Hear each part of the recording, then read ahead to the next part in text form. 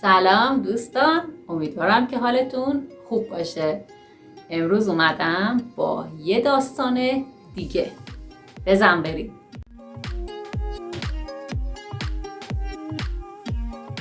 خب بچه ها، داستان امروز هست تغییر نگرش. مثل همیشه PDF این داستان رو به همراه یک کویز درست کردم و توی کانال تلگرام گذاشتم. میتونید برین و از اونجا دانلودش کنین.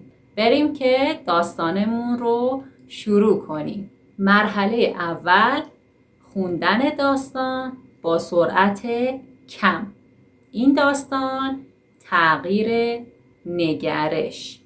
نیمکت پارک خالی بود. نشستم تا مطالعه کنم. دلسردی از زندگی دلیل خوبی برای اخم کردنم شده بود، چون دنیا میخواست مرا در هم بکوبد. پسر کوچکی با نفس بریده به من نزدیک شد و درست مقابلم ایستاد و با هیجان بسیار گفت: نگاه کن چه پیدا کرده ام. در دستش یک شاخه گل بود و چه منظره رقت انگیزی. گلی با گلبرگ های پژمرده. از او خواستم گل پژمرده اش را بردارد و برود بازی کند. لبخندی زدم، سپس سرم را برگرداندم. اما او به جای آنکه دور شود کنارم نشست و گل را جلوی بینیش گرفت و با شگفتی فراوان گفت: مطمئناً بوی خوبی می‌دهد و زیبا نیز هست. به همین دلیل آن را چیدم. بفرمایید، این مال شماست. آن علف هرز پژمرده شده بود و رنگی نداشت، اما می‌دانستم که باید آن را بگیرم، وگرنه امکان داشت که او هرگز نرود. از این رو دستم را به سوی گل دراز کردم و پاسخ دادم: ممنونم، درست همان چیزی است که لازم داشتم.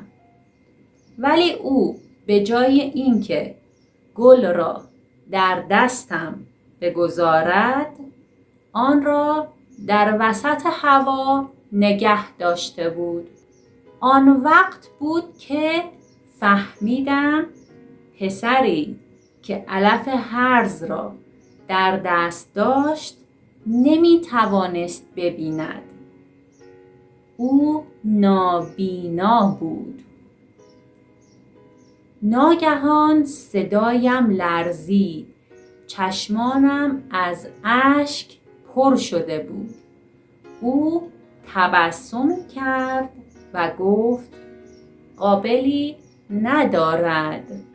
سپس دوید و رفت تا بازی کند. توسط چشمان بچه‌ای نابینا سرانجام توانستم ببینم.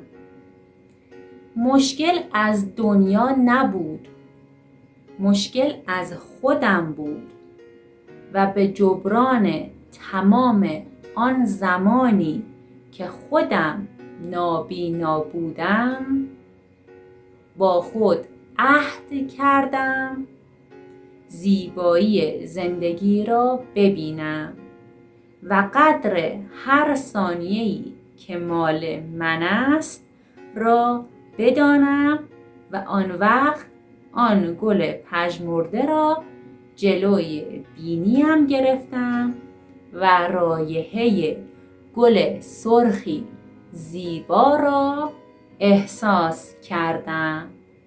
مدتی بعد دیدم آن پسرک علف هرز دیگری در دست دارد. تبسمی کردم. او در حال تغییر دادن زندگی مرد سالخورده دیگری بود. حالا مرحله دوم، خوندن داستان با سرعت بالاتر. تغییر نگرش. نیمکت پارک خالی بود. نشستم تا مطالعه کنم. دلسردی از زندگی دلیل خوبی برای اخم کردنم شده بود، چون دنیا میخواست مرا در هم بکوبد. پسر کوچکی با نفس بریده به من نزدیک شد و درست مقابلم ایستاد و با هیجان بسیار گفت: نگاه کن چه پیدا کردم.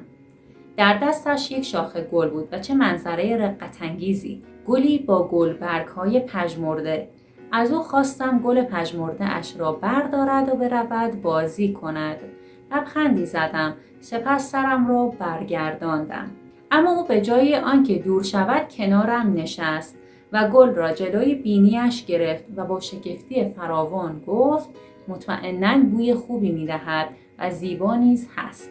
به همین دلیل آن را چیدم. بفرمایید، این مال شماست. آن علف هرز پژمرده شده بود و رنگی نداشت، اما می‌دانستم که باید آن را بگیرم وگرنه امکان داشت که او هرگز نرود. از این رو دستم را به سوی گل دراز کردم و پاسخ دادم: ممنونم، درست همان چیزی است که لازم داشتم. ولی او به جای اینکه گل را در دستم بگذارد، آن را در وسط هوا نگه داشته بود. آن وقت بود که فهمیدم پسری که علف هرز را در دست داشت نمیتوانست ببیند. او نابینا بود. ناگهان صدایم لرزید، چشمانم از اشک پر شد. او تبسمی کرد و گفت: قابلی ندارد. سپس دوید و رفت تا بازی کند. توسط چشمان بچه نابینا سرانجام توانستم ببینم. مشکل از دنیا نبود، مشکل از خودم بود و به جبران تمام آن زمانی که خودم نابینا بودم با خود عهد کردم زیبایی زندگی را ببینم و قدر هر ثانیه‌ای که مال من است را بدانم و آن وقت آن گل پژمرده را جلوی بینیم گرفتم و رایحه گل سرخی زیبا را احساس کردم. مدتی بعد دیدم آن پسرک علف هرز دیگری در دست دارد. تبسمی کردم. او در حال تغییر دادن زندگی مرد سالخورده دیگری بود. نیمکت، مطالعه کردن، دلسردی، اخم کردن، یک شاخه گل، رقت انگیز، گلبرگ، پژمرده، بینی، شگفتی، فراوان، نیز، چیدن، علف هرز، هرگز، نابینا، تبسم، رایحه، سالخورده. خب بچه‌ها، اینم از داستان امروز. حتما تو کامنت ها برام بنویسین که چی ازش یاد گرفتین و نظرتون چیه. انتهای ویدیو هم یه سری سوالات درک مطلبی آماده کردم، حتما به اونها هم جواب بدین. اسم من عسله. مرسی که همراه من بودین. دوستتون دارم. خداحافظ.